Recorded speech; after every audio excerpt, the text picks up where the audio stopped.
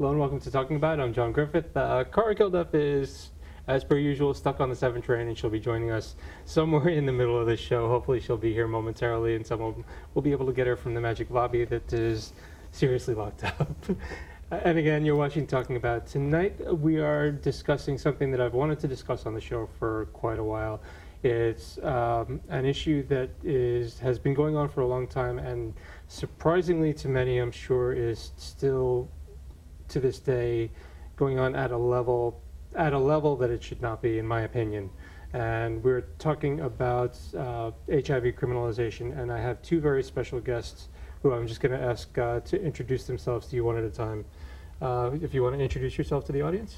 Yes, my name is Robert Suttle. I am a person living with HIV for 12 years, and I'm Assistant Director of the Sero project, and we are a network of people living with HIV and allies fighting against stigma and injustice. My name is Jeton Ademaj. I'm HIV positive since 2003, and I work with ACT UP New York and previously with Queerocracy on various issues, including HIV criminalization. Okay, and I said in the introduction that it's somewhat surprising that this is still going on to the degree that it is, and to the audience who may not know what entails HIV criminalization, can we kind of address an overview of that? Sure. HIV criminalization is when a person who's living with HIV is accused of not disclosing their status and prior to engaging in any type of sexual act. And so there are laws that exist here in the United States that if a person who is knowingly know that they're living with HIV and they engage in sex, they do not disclose their sex prior to disclosing their status, then they are breaking a law. Yeah. And do you concur with that? That would be the primary aspect of it. It's actually a fairly large sort of type of scapegoating where somebody may be even accused. It need not involve sex. There've been laws, and there's still some laws on the books that give draconian penalties for sneezing in the direction of a police officer. A man I know from Facebook a lot more now named David Plunkett was a gentleman who, in the course of what apparently was an incident of police brutality, is charged with exposing the officers to his HIV and faces a penalty enhancement of decades that the New York Court of Appeals strikes down, saying you cannot call a part of somebody's body a deadly weapon. So there is this growing phenomena of people being prosecuted for their status, usually in the sexual realm, but not always. And it's an easy way for some prosecutors in some states to get political popularity for themselves. It's a low-hanging fruit. It affects very already disadvantaged communities disproportionately. Mm-hmm. So there's often difficulty in proving disclosure. There's a systematic erosion of your constitutional rights. You're lucky, God help you if you can be presumed innocent. You basically... yeah, that's kind of where, yeah, that's really a raw area in my mind. Is mm-hmm. A lot of times it seems to be, from what I've read, guilty until proven innocent, mm-hmm. which... You start out behind the 8 ball. And it's an enormously difficult position to be in. It compounds the stigma of an already incredibly stigmatized disease. And it makes, by all indications, the disease spread. It makes people afraid of testing. It makes people afraid of treatment. And the disincentive even involves irrational decision-making because the legal regime is itself not rational. You can't be HIV positive and be secure that you even have a clear idea of what's expected or required of you in most jurisdictions. And do you agree with that? Yeah, I agree with most of what he said. The HIV criminalization laws exist in 30+ states. Oh, I was going to say, is it I know it's not all 50, but it's over 30 states at this point still. Which is a large majority of the states that we live in. And so there are states that don't have HIV-specific statutes, but they do prosecute people living, or they can prosecute people living with HIV and what we call sentence enhancements. And so if they are found out to be living with HIV, that they can definitely get a lengthy sentence because of that. So it can elevate the quote-unquote crime? Or yes. The charge, rather. Okay. In terms of the history, the move for HIV criminalization in the United States begins sporadically in the late 1980s, and it leaves me interested fairly in sort of digging out the origins of how it starts a bit, because it puts me at odds occasionally with other activists in this issue. In 1992, the U.S. Congress issues the first Ryan White Act, wherein it codifies that if you want this fairly large any part of this money for all sorts of services and healthcare, et cetera, you need to demonstrate that you either have an HIV-specific criminal law or that you demonstrate an ability to use current laws on the books to prosecute cases. And the dynamic I see having, that this all arose out of, is that socially, once HIV testing became available on an easier basis in the mid and late 1980s, society rather casually and systematically shifted to, okay, now we expect you to tell us if you know. But it didn't exactly work to make that easy. In fact, with such a stigmatized disease, people who disclosed typically had a sword hanging over their head in terms of lost jobs, lost apartments, violence and stigma coming at them from all angles. So the society that says, okay, you're going to tell everybody, and if it's a risk to your life immediately or down the line quickly to let it out, that's your problem. Oh, and if you told but you can't prove it, that's your problem, et cetera. And this has been a growing problem all along, that it's become clear it needs address. Most of these prosecutions don't put anyone, are for situations where there was little or no biological risk, often no transmission, ambiguous determination of disclosure. The laws really aren't scientifically sound, at least, especially not at this point in time. Whereas there may have been a limited basis, of science in the early stages when, or at least the perception of it. Am I phrasing that clearly enough?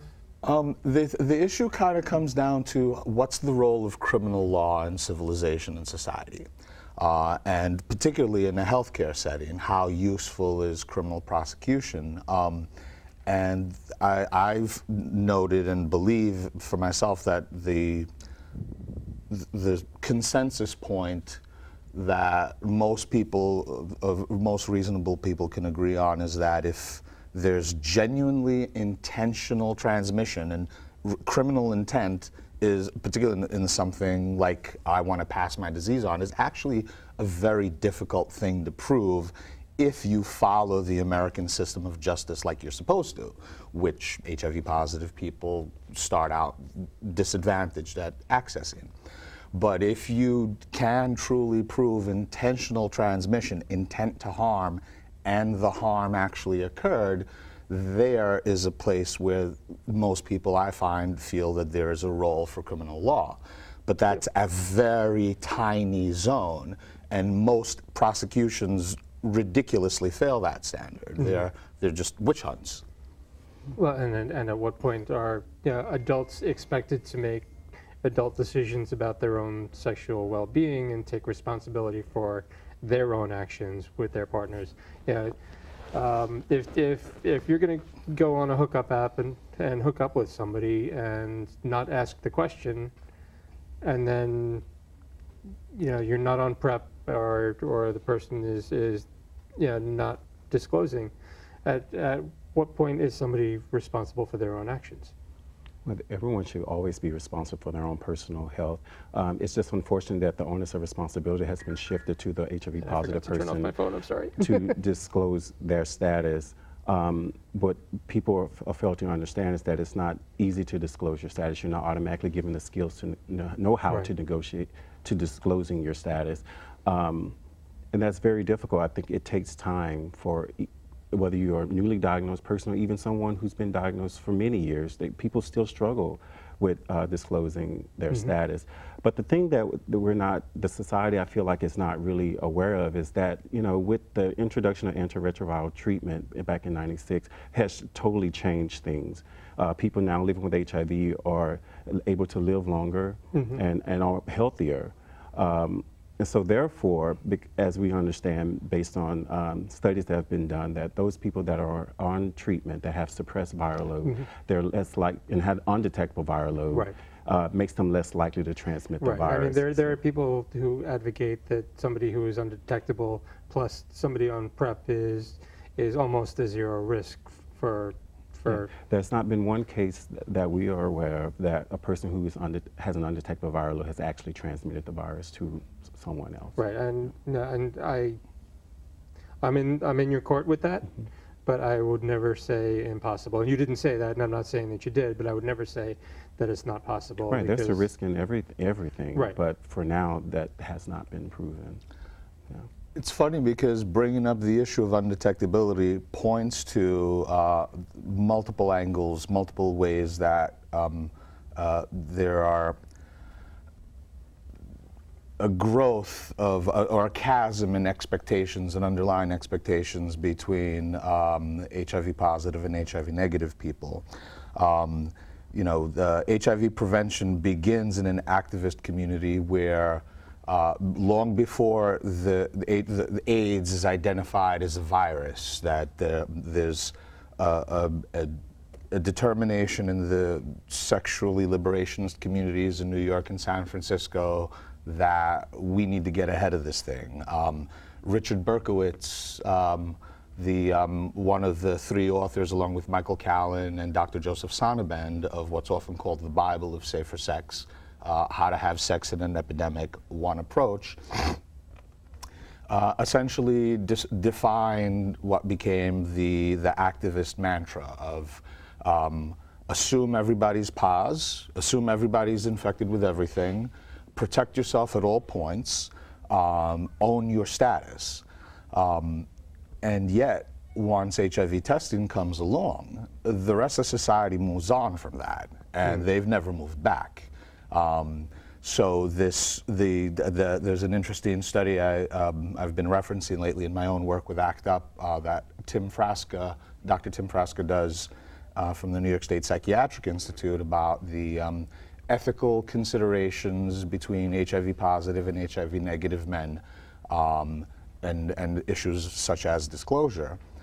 And what the study observes is that people who, in serodiscordant encounters between a pos and an egg, there'd be almost perfectly conflicted underlying assumptions and expectations of the other. The neg person, we didn't talk about it, I assume he's neg.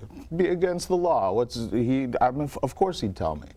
Positive person, we didn't talk about it, I assume he's pos. This is a dangerous time we live in, and he seems oblivious. And the circumstances of sex can be eroding of rationality. People can act on impulse. People can go with the flow of the moment. And the controversy about undetectability, even in the HIV positive community, became part of this difficulty in accepting the disposition of people to never quite embrace the 1983 paradigm. Condom use never came above maybe 55% for a bump in the mid-90s, but for gay men, who are the demographic that use them the most by far, you're talking about 50% sporadic usage, maybe 20% I used it in my last encounter, more or less evenly since 1988. So when viral suppression comes along is far more powerful and reliable, it also results in this controversy that still continues, where treatment as prevention still gets short shrift. And the reason I push it is because I often think that some of the other, or a good chunk of the criminalization movement uses a civil rights model in the activism. And because again, we are talking about a trait you can't change. When you're HIV positive, you can't help being HIV positive. Right. You're stuck with that. But I'm hesitant to follow on that disposition to just model it on immutable characteristics of other, civil rights struggles and social justice movements, because unlike your race or your sexual orientation or your gender, right, HIV is not a benign characteristic. Yeah. I mean, there's only one person who's had their status changed in existence right now, and they haven't been able to replicate that.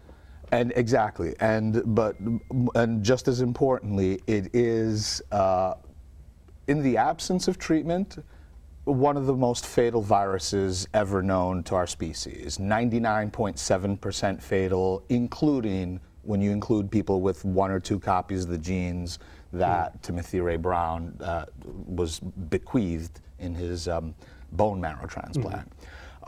So and stigmatized incredibly well for its association with disadvantaged groups.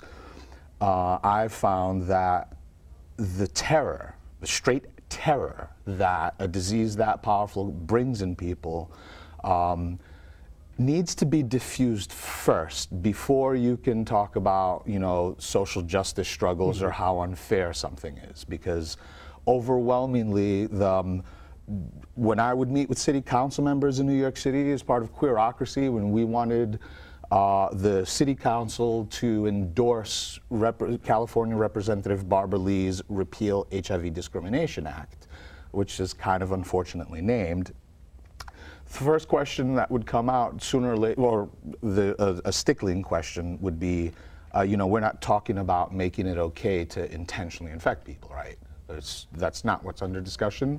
And well, no, the issue is you couldn't even say if somebody did it intentionally, because prosecutors often don't care. Go through a string of prosecutions. What was the standard ultimately employed? In Iowa last year, a historic reform occurred in their criminal law, where they had one of the most draconian laws on the books, and they reformed it very well after a long slog wherein activists had to, one by one, learn to convince legislators that they were not trying to absolve intentional transmission. Right. I mean, there is a level of vigilance that is necessary. And I do want to remind the viewers that we are live tonight, 718-460-9802. If you have any questions or comments and you want to chime in on the conversation, we have about 10 more minutes on this topic, and we welcome your participation.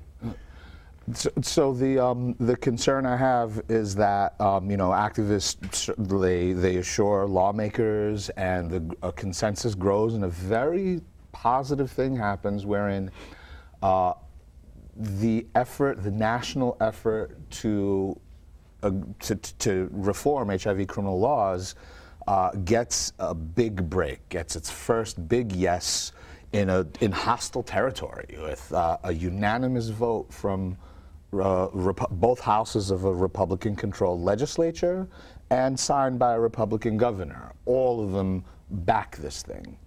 And only for the sacrifice in some activists' eyes, because some activists call this effort a sellout, that a lot was left on the table because some activists feel you must never talk about intent. You must never consider prosecution, and that becomes a concern of mine as an HIV positive man, because in my estimation, that talk dooms the effort. People immediately shut down. They shut down comprehensively. Is this something that you agree with in your experience as well? I don't agree. I mean, the reason why I know this issue so well is because it happened to me. I was prosecuted in Louisiana for not disclosing my status to a partner, and the charge was intentional exposure to the AIDS virus. And the way I see it, as I said earlier, you know, HIV is not something that people automatically know how to deal and how to cope with. Unfortunately, many people, especially my community, African American community, especially in the South, where the epidemic is so prevalent, they're not always aware of these laws. They're not aware of the legal implications of these laws. And the problem is these laws are impacting the community of people, a population of people who are already dealing with barriers, you know, facing that adversity, dealing with disparities. And it's unfortunate that there are laws that work against them, you know, and creates undue hardships, makes them sex offenders. You know, in the state of Louisiana, I'm a registered sex offender, and still is for 15 years here in the U.S. And also, you can go to prison up to 30 years. And then you become a convicted felon. And so these just create and add more labels to people that are already marginalized. Whether you use drugs, whether you're a sex worker, whether you have immigration violations or whatever, if you're a person living with HIV and you have, you know, following these issues, you're going to have more hardship added to your life. And this is not the way, I don't think this is public health's way of solving this issue around HIV. We want people to get tested, we want people to be able to disclose, but unfortunately we live in such a stigmatized community that does not allow for that. And even our legal system, judges, prosecutors, defense attorneys, no one understands HIV. They don't know anything about it, so they first have to be educated about the real risk and routes of transmission of HIV. And then secondly, they need to understand the legal implications of these laws and how they really affect a person's life. And so we're basically prosecuting people or criminalizing them for just living with HIV, whether there's real risk or not. And that's what's unfortunate. They're not looking at, you know, I feel like there are different elements that need to be examined. Is this person on treatment? And if they're on treatment, do they have an undetectable viral load? You know, based on the law, just because you are HIV positive is enough to, and you don't disclose it, it's enough to say that that's intent to harm someone. And that is not true. That is simply not true. How can you tell what someone's intent is just based on something that they can't change within them?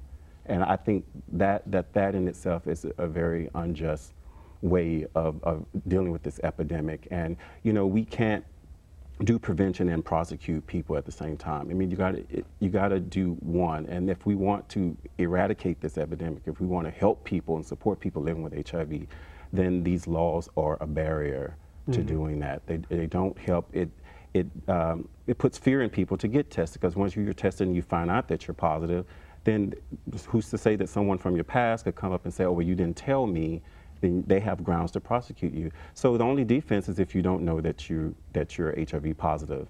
And people should know their status, and they should not be afraid to know that status and live with that status under these laws that exist today.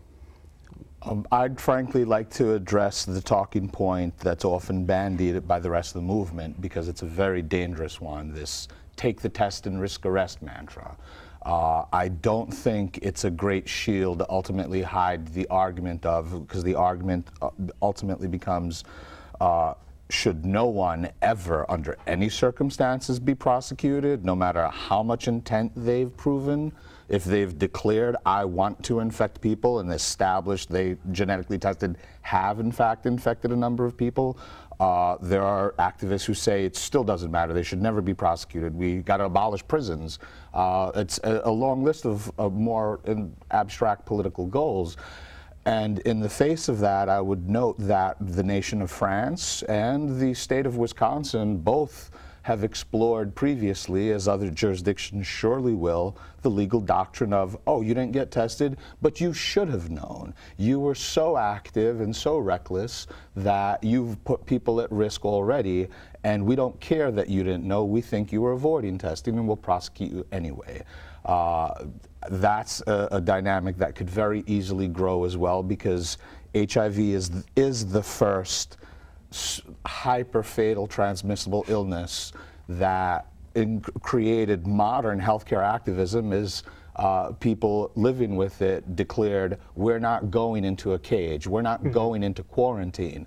The Denver Principles announcing and decreeing that matrix of self-empowerment included social responsibility. HIV-negative people have a 100% personal responsibility to protect themselves, but HIV-positive people have a 100% personal responsibility to not infect anybody else. And that bargain is implicit in the Denver Principles and in the origins of HIV activism.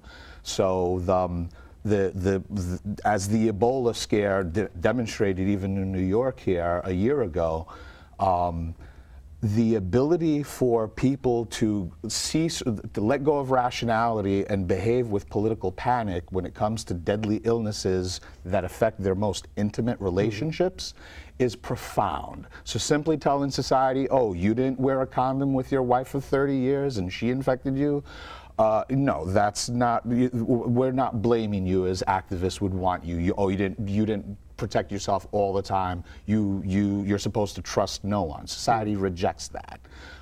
So I'm trying to help build a bridge between what's often the coldness of stigma means that HIV positive people don't often get to hear this ocean of stigma and understand its waves and navigate it better. And that's my interest.